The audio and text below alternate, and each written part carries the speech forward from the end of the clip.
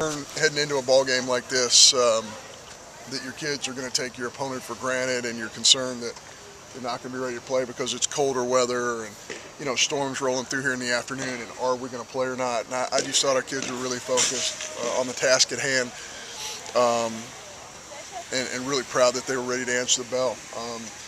Also really proud of the fact that not one of them, at least around our staff, was talking about a trip to Los Angeles that was coming up, and we know that they're really excited about that. But we had business we had to take care of here in town before that became a reality. So we got 6 freshmen out there tonight who pitched very, very well.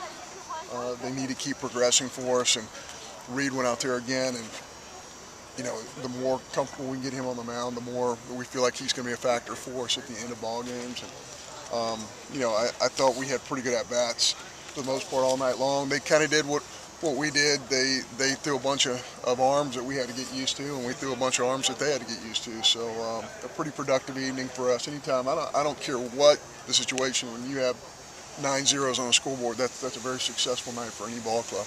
Talk about the 6 freshmen pitching, but you used a lot of batters. Was it good to use a lot of people in this game? It did. Luke was really sick this weekend, Luke Alexander, so I wanted to get him back on the field and get him used to playing again for sure. John Holland's had some back issues, so the more we can get him out there, the more comfortable we can get him back on the field for sure.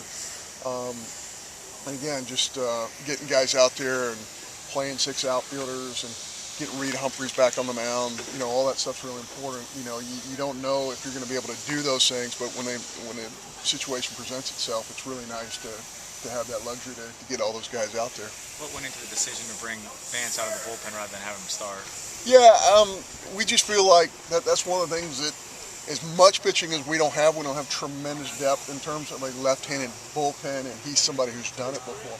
So it's not that he hasn't performed as well as any of those other starters. It's just a need that our club has, and he has had a tremendous attitude about it. And he might evolve into one of those starters, but for now, he's done a great job for us out of the bullpen.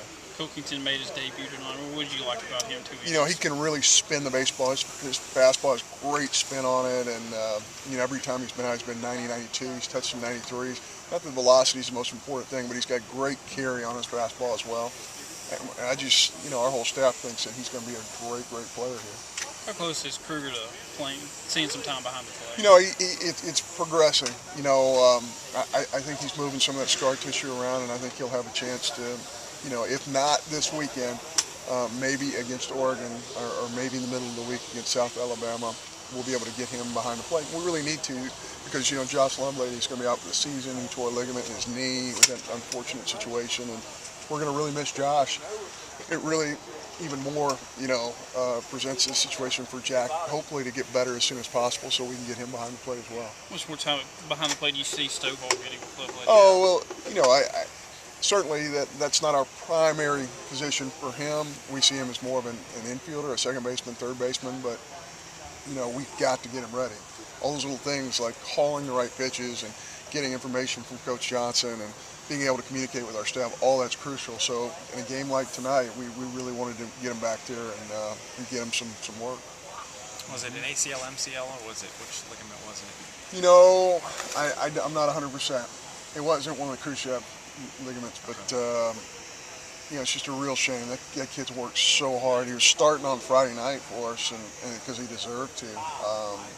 And just a freak thing happened. So he will have a red shirt available, or at least we think he will have a red shirt available, so we can have him back for next year.